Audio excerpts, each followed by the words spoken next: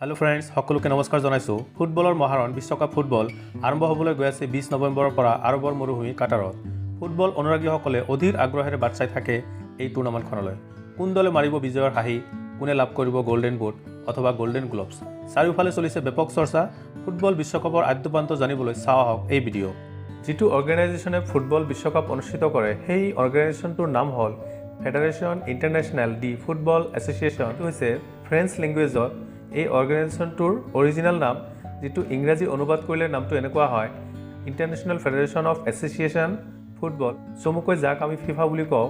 এই ফিফাৰ দ্বাৰা 1930 চনত অৰ্থাৎ আজিৰ পৰা 92 ইয়াৰ্ছ আগত প্ৰথম বিশ্বকাপ অনুষ্ঠিত হৈছিল উৰুগুৱেত আৰু এই ৱৰ্ল্ড কাপ ফুটবল খেলত বৰ্তমান 32খনকৈ দেশে অংশগ্ৰহণ কৰি থাকে ৱৰ্ল্ড কাপ ফুটবলৰ ডিফেণ্ডিং চেম্পিয়ন হৈছে ফ্ৰান্স অৰ্থাৎ বৰ্তমান ফ্ৰান্সে চেম্পিয়ন হৈ আছে যিয়ে 2018 চনত এই খিতাপটো জয় কৰিছিল আৰু ফ্ৰান্সে এই খিতাপটো মুঠ দুইবাৰ জয় কৰিবলৈ সক্ষম হৈছে ৱৰ্ল্ড কাপ ফুটবলৰ ইতিহাসত আটাইতকৈ বেছিবাৰ বিজয়ী হোৱা দেশখন হ'ল ব্ৰাজিলে এই খিতাপটো জয় কৰিবলৈ সক্ষম হৈছে মুঠ 5 বাৰ ফিফাৰ যেটো ৱেবছাইট সেই ৱেবছাইটটো মই কৈ দিছো fifa.com/world cup এটো হৈছে ফিফাৰ ৱেবছাইটটো যদি আপোনালোকে খুলি চায় তেতিয়াহ'লে ফিফাৰ বিষয়ে ৱৰ্ল্ড কাপ ফুটবলৰ বিষয়ে বা ফুটবলৰ বিষয়ে সকলো তথ্য আপোনালোকে বিতংভাৱে জানিব পাৰিব ৱৰ্ল্ড কাপ ফুটবলটো ইতিমধ্যে ক'লো যে 1930 চনতে প্ৰথম অনুষ্ঠিত হৈছিল উৰুগুৱেত আৰু প্ৰতি 4 বছৰ মূৰে এয়া অনুষ্ঠিত হৈ আছে কিন্তু 1942 আৰু 1946 চনত এই খেলখন অনুষ্ঠিত হ'ব পৰা নাছিল কাৰণ হেয়া দ্বিতীয় বিশ্বযুদ্ধৰ বাবে বাধাপ্ৰাপ্ত হৈছিল বৰ্তমানৰ চেম্পিয়ন ফ্ৰান্স যি 2018 চনত ৰাছিয়াত অনুষ্ঠিত হোৱা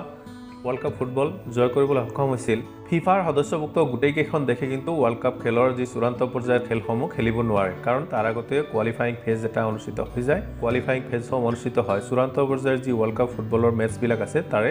3 বছৰ আগত গোটেই 3 বছৰ জুৰি কোৱালিফাইং ফেজ অৰ্থাৎ কোৱালিফাইং খেলসমূহ অনুষ্ঠিত হৈ যায় আৰু সেই খেলত যিসকলে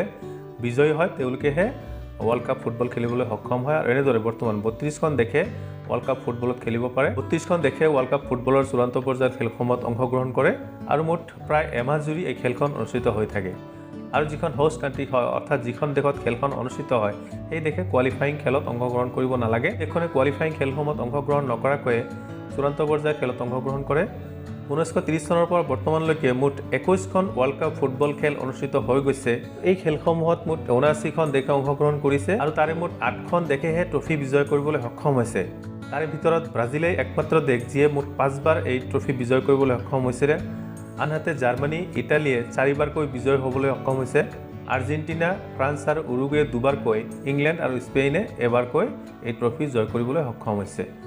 ৱৰ্ল্ড কাপ ফুটবল হৈছে আটাইতকৈ জনপ্ৰিয় খেল অন্য যিকোনো খেলতকৈ এই খেলখন আটাইতকৈ বেছি দৰ্শকে উপভোগ কৰে 2006 চনৰ ৱৰ্ল্ড কাপখনত যদি আমি চাওঁ তেতিয়াহ'লে দেখা পোৱা যায় যে 26.29 বিলিয়ন দৰ্শকে এই খেলখন উপভোগ কৰিছিল তাৰে যি ফাইনেল মেচখন আছিল সেই ফাইনেল মেচখন প্ৰায় 715.1 মিলিয়ন দৰ্শকে উপভোগ কৰিছিল যেটো গোটেই বিশ্বৰ যি জনসংখ্যা তাৰে প্ৰায় 9 ভাগৰ এভাগ 17খন দেশে ইতিমধ্যে ৱৰ্ল্ড কাপ ফুটবলখন নিজৰ দেশত অনুষ্ঠিত কৰিবলৈ সক্ষম হৈছে তাৰে ভিতৰত ব্ৰাজিল ফ্ৰান্স ইটালী জাৰ্মানী আৰু মেক্সিকোই দুবাৰকৈ এই খেলখন অনুষ্ঠিত কৰিছে Uruguay Switzerland Sweden Chile England Argentina Spain America Japan আৰু সাউথ কোৰিয়া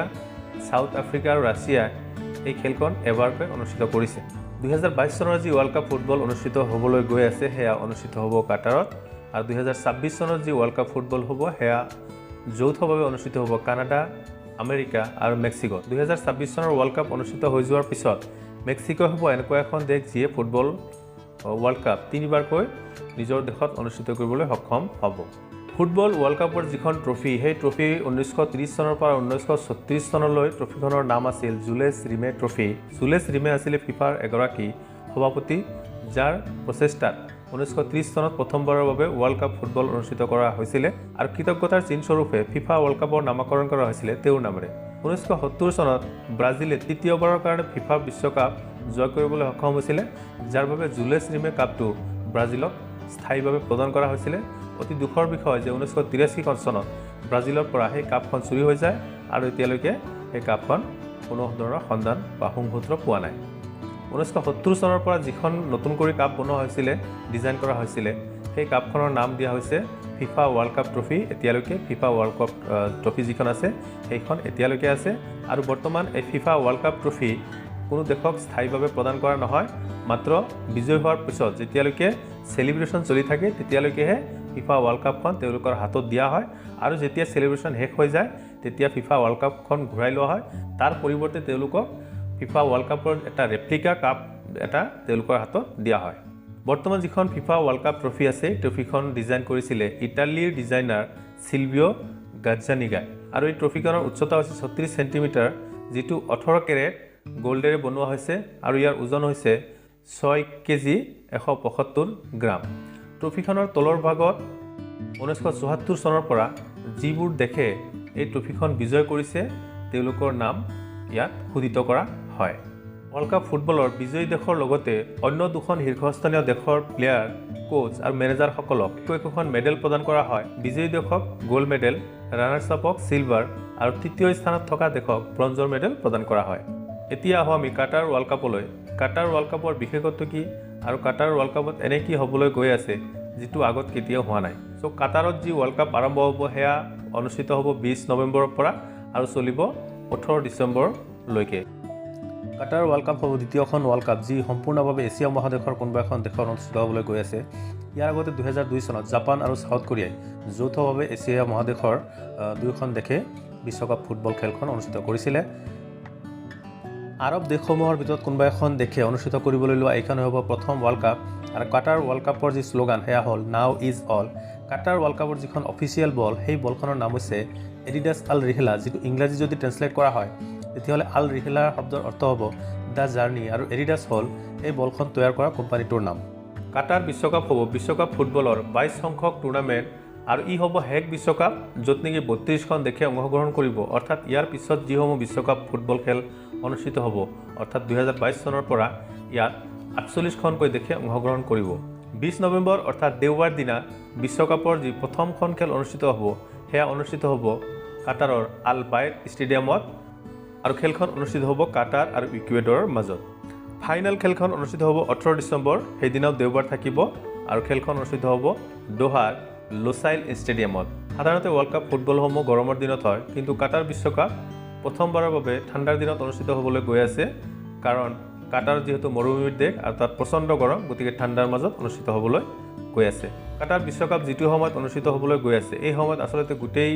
বিশ্বৰ বিভিন্ন দেশত ফুটবলৰ লীগসমূহ চলি থাকে আৰু এই সকলো দেশীয় লীগসমূহ ৱৰ্ল্ড কাপৰ বাবে বন্ধ থাকিব যেটো ৱৰ্ল্ড কাপ ফুটবলৰ ইতিহাসত এইবাৰে প্ৰথম ইটালীৰ যিসকল অনুৰাগী আছে তেওঁলোকৰ বাবে খুবেই দুখৰ বিষয় যে ইটালী এইবাৰ কাটাৰ বিশ্বকাপ খেলিব নোৱাৰে কাৰণ তেওঁলোকে কোৱালিফাই কৰিবলৈ সক্ষম হোৱা নাই আৰু ইটালীৰ বাবে এয়া হৈছে প্ৰথম এনেকুৱা ঘটনা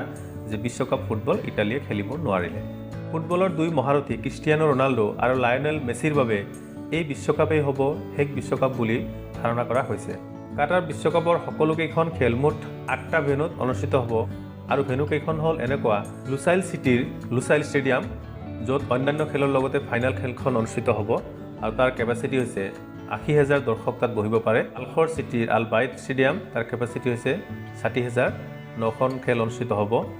আল ৱাকৰা চিটিৰ আল জানাউব ষ্টেডিয়াম 40,000 কেপাচিটি 7খন খেল অনুষ্ঠিত হ'ব আল ৰায়ান চিটিৰ Ahmad bin Ali Stadium 40,000 capacity ইয়াতো 7খন খেল অনুষ্ঠিত হ'ব দোহা চিটিৰ খলিফা ইণ্টাৰনেশ্যনেল ষ্টেডিয়াম তাৰো কেপাচিটি 40,000 ইয়াত 8খন খেল অনুষ্ঠিত হ'ব দোহা চিটিৰ অন্য এখন ষ্টেডিয়াম এডুকেশ্যন চিটি ষ্টেডিয়াম তাৰো কেপাচিটি হৈছে 40,000 তাতো 8খন খেল অনুষ্ঠিত হ'ব দোহা চিটিৰ ষ্টেডিয়াম 974 আৰু 40,000 ইয়াত 7খন খেল অনুষ্ঠিত হ'ব ইয়াৰ উপৰি দোহা চিটিৰ আৰু এখন ষ্টেডিয়াম আল থুমামা ষ্টেডিয়াম তাৰ কেপাচিটি হৈছে 40,000 ইয়াতো 8খন খেল অনুষ্ঠিত হ'ব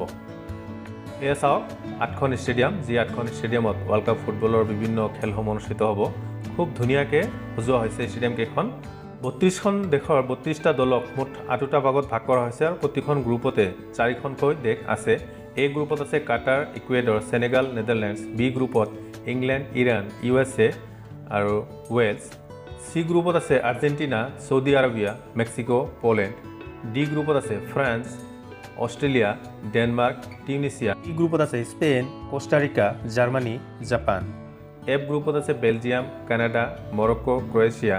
জি গ্ৰুপত আছে Brazil Serbia Switzerland Cameron H গ্ৰুপত আছে পৰ্তুগাল ঘানা উৰুগুৱে সাউথ কোৰিয়া গোটেই ৱৰ্ল্ড কাপখনৰ সকলো মেচৰ ইয়াত শিডিউল দিয়া আছে আপোনালোকে ভিডিঅ' প'ষ্ট কৰি চাই ল'ব পাৰে যে কোন তাৰিখত কোনটো ভেন্যুত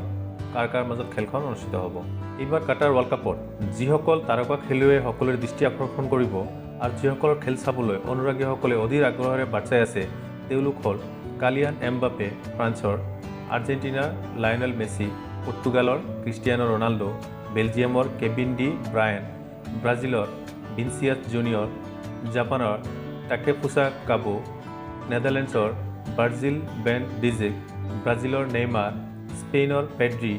ফ্ৰান্সৰ কৰিম বেনজেমা, ক্ৰ'ৱেছিয়াৰ লুকা মড্ৰিক, কানাডাৰ আলফন্সো ডেভিছ, ইউএছএৰ ক্ৰিষ্টিয়ান পালিচিক, ছাউথ কোৰিয়াৰ ছন হিয়ং মিন, ইংলেণ্ডৰ হেৰি কেন। এইটো হ'ল কাটাৰ ৱৰ্ল্ড কাপৰ মাস্কট। এইটো হৈছে ৱৰ্ল্ড কাপৰ এমব্লেম আৰু এইখনেই হৈছে ৱৰ্ল্ড কাপৰ সেই অফিচিয়েল ফুটবল যাৰ নাম হৈছে এডিডাছ আল ৰিহলা। তো বন্ধুসকল সকলোকে ধন্যবাদ জনাইছোঁ ভিডিঅ'টো চোৱাৰ বাবে। যদি ভিডিঅ'টো ভাল লাগে তেন্তে লাইক কৰিব আৰু বন্ধুসকললৈ শ্বেয়াৰ কৰিব আৰু চেনেলটো ছাবস্ক্ৰাইব কৰিব।